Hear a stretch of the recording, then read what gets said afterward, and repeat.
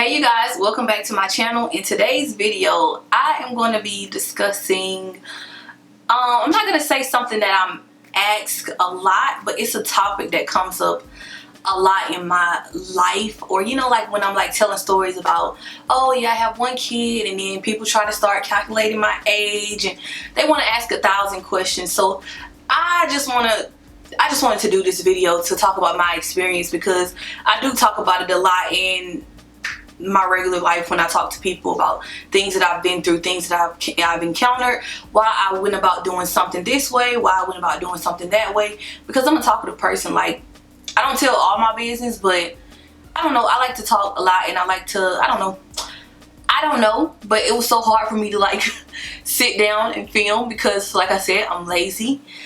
But I was just like, you need to get up and film. But then I was like, I don't feel like filming. But then I was like, why don't I feel like filming? And I really didn't have no logical reason. I'm off work for a week, so I have no reason why I can't just be sitting here filming. Like, I will survive, but it's mostly just the setting up part. Like, I know I'm not the only one who feel that way. Like, it's so much energy just to come and set up the video. Like right now, I noticed that I didn't pull one of my lights back up, and now it's gonna bother me because now I have to stop in the middle of this video to go fix my lighting. A little pregnancy pillow right here because it's comfortable to just rest on, even if you want to like kind of lean your back on it a little bit. But yeah, so anyways, in today's video, I think I'm gonna title this my experience as a teen mom, because my story is possibly a lot different from most teen mom stories. You know, you hear the stories about people whose mom like kicked them out and all that other crazy stuff, but I feel like my story went a little differently. So I'm going to express my story time as a teen mom, and then I also want to address like why I waited so long to have I also want to address why I waited so long to have another kid. But that is the main question that I get, like, oh, why did you wait so long? Or the common question I got, when are you gonna have another baby? When are you gonna have another baby? And it's just like kind of annoying, because I feel like it's annoying to ask a woman when is she gonna have a baby or possibly have another baby, because you don't know their reasoning and you don't know their story. You don't know what they've been through. You could be asking a woman when she's gonna have a baby and she could have lost a child, or you could be asking a woman that and she could not even be capable of having children. So I don't know, I just feel like some people need to be mindful when they ask that stuff sometimes, like especially like you're not immediate family. Like if you're immediate family, okay, whatever, but I just get annoyed when like random strangers just ask women that type of question.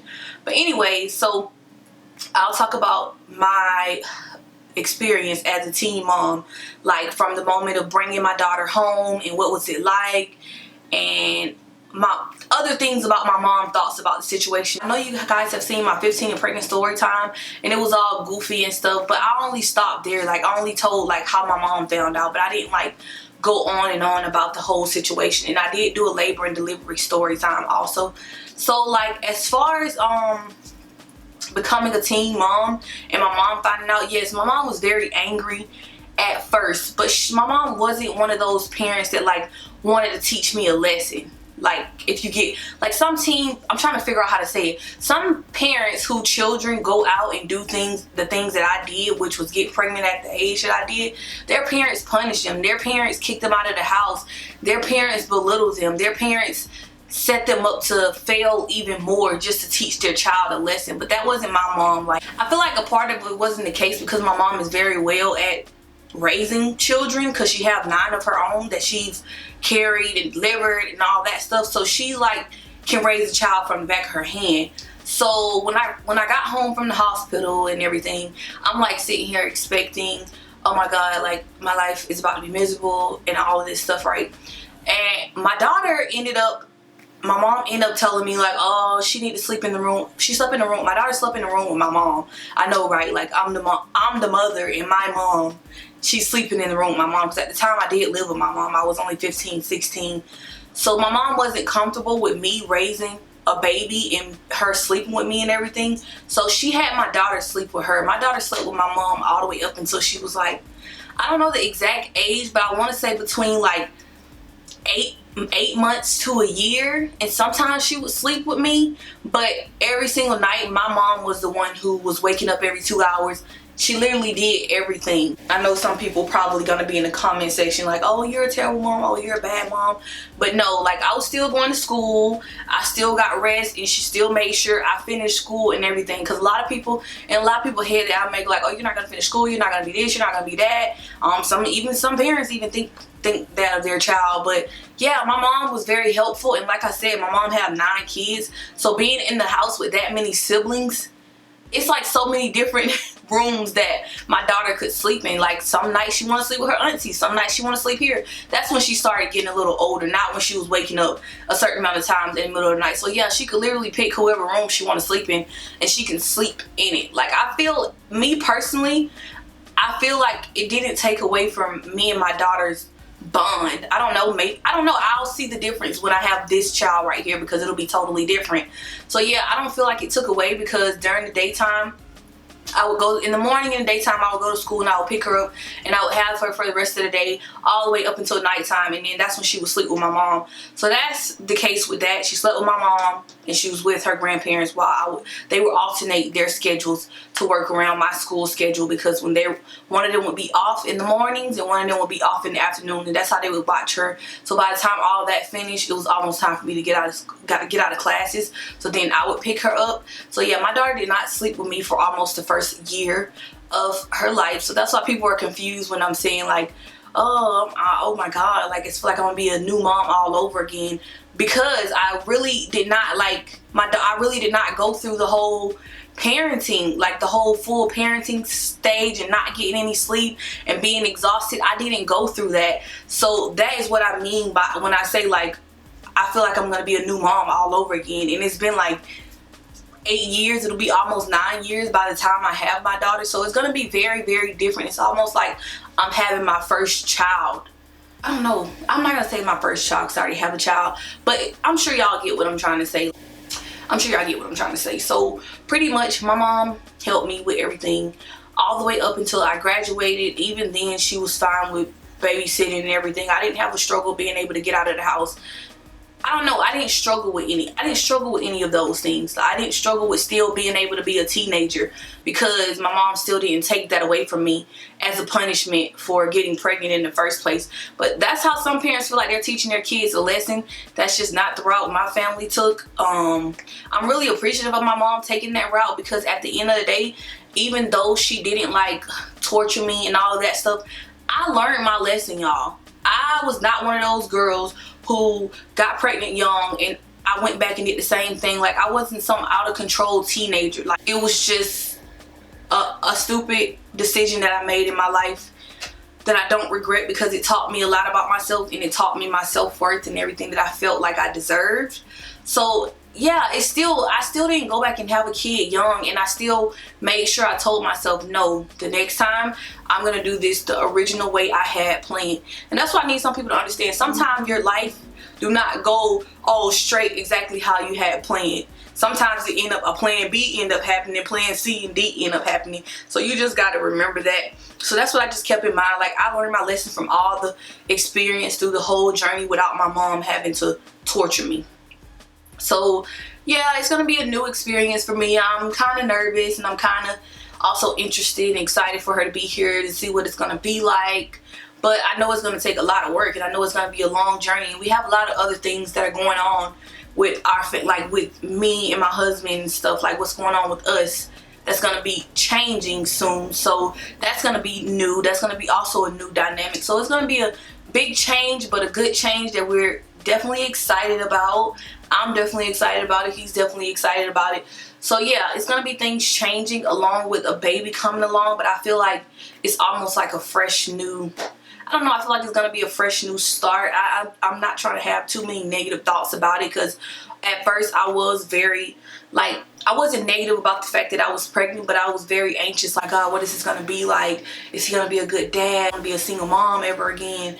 Or whatever. Because for those of you who don't know, if you haven't watched any of my videos, I did tell a story time about like my daughter's biological dad. My current husband right now is her dad, but I did tell a story time about that. So I feel like the reason why I waited so long to have another child, because I was scared to go through what I went through with my first child. Like, I did not want to go through that with another man again. I did not want to go through having my child being raised without both parents. I did not want to go through having my child, another child out of wedlock. And to each his own. If you feel like you don't need to be married or any of that, or have a stable life to bring a child into this world, kudos to you, but that's just not the route that I wanted to take. So I felt like, I don't know, I felt like I let my child down by putting her in a position to not have both parents. That's just never what I saw for myself. That's never what I saw for my life. I really wanted to be done the way that I wanted it to be done. I wanted my story to go how I wanted it to go. I didn't want to go like off track. I didn't want to hurry up and have another kid because other people wanted me to have another kid. I didn't want to have another kid because, oh, it's been so long, what's taking you so long to have another kid? Like, no. And then people assume as soon as like you get married, you're supposed to go and make a baby. But in my eyes, I feel like you're supposed to go and get to know your partner even better, grow closer, build this bond, and see what this person is like 100%, or see if that's the person that you want to have a child with, to bring a child into this world with. I just didn't feel like it was right for me to get married and go and have a baby immediately. I felt like everything I did, I wanted to do it on my own terms, not because of what society wanted me to do or other people wanted to rush us to do, like, because you feel like, oh, we're a cute couple and cute this and cute that. Yeah, everything is not all about being cute. Bringing the baby in this world is not just about cuteness. Baby is cute and all, but you gotta think way more beyond cuteness and social media and relationship goals. So we did it how we wanted to do it, and my husband didn't try to rush me or pressure me into having a kid. Of course, he wanted a kid of his own eventually, but he didn't rush me and make me feel any pressure to hurry up and have a baby. So yeah, that is why I waited so long, because I was so traumatized from my previous situation and my previous relationship and the previous like deep down betrayal, that I did not want to go through that anymore. I don't know, I just had to make sure everything was right and everything was perfect. And even now, like, you never know if it's gonna be perfect. A baby changed a lot. A baby changed dynamics of a relationship, and I feel like some people don't understand that until they're in the position. So yeah, it definitely changed a lot, but I'm trying to have a positive mindset about it. But I don't know, I just feel like in my heart, no matter what me and my husband go through, or no matter what could possibly happen between me and my husband relationship, God forbid anything, I feel like he's still gonna be a freaking great father. I'm just not that bitter baby mama. Like, even after going through everything that I went through, I'm not bitter. My daughter decide later in the years, when she get older, that she wants to go to that chapter of her life, I'm gonna allow her. I don't sit there and bad talk her real dad to her. Like, that's just not, I don't know, I just feel like it's toxic, it's not okay. I just let us live our lives day by day, and I just let her know, and she know that, yeah, you had this person in your life at one point, and now this person is in your life, and this is who's doing for you right now. And that's all I feel like I need to tell. So yeah, that pretty much sums up everything, my thoughts behind the subject of why I waited so long to have a child, and then my experience as a teen mom, because I don't feel like I ever just sat down and talked about that. I never sat down and talked about like what it was like to have a baby at that age and going to school and everything. I just told the story time about how my mom found out, but I just didn't go all up into details about what it was like afterwards. My life was very still teenage like afterwards, which I'm so very blessed for that. I'm so very blessed for my mom and my family and the support system that I had behind me. And that's pretty much why I waited so long to have another kid. And at the end of the day, life goes on. You live and you learn, and I'm so grateful for this new chapter in my life. You know, I'm grateful for the old chapter in my life. It taught me a lot about myself, but I'm so grateful for this new chapter in my life. And I'm so glad to have a lot of you guys on this journey with me. Also, I did do, me and my husband did make a baby registry. It's not done yet because I'm so lazy. Like, I want to sit down and actually review everything before I just put it in my shopping cart, or before I just put it on the registry. So I'm going to go ahead and link it down below, and I will slowly continue to add things. See something that you would like to send me, I do have a baby registry set up that you can click in the link down below. Thank you guys so much for chit-chatting with me. I know I talk a lot, but I appreciate it. Be sure to subscribe to my channel, and I will see you guys in my next video.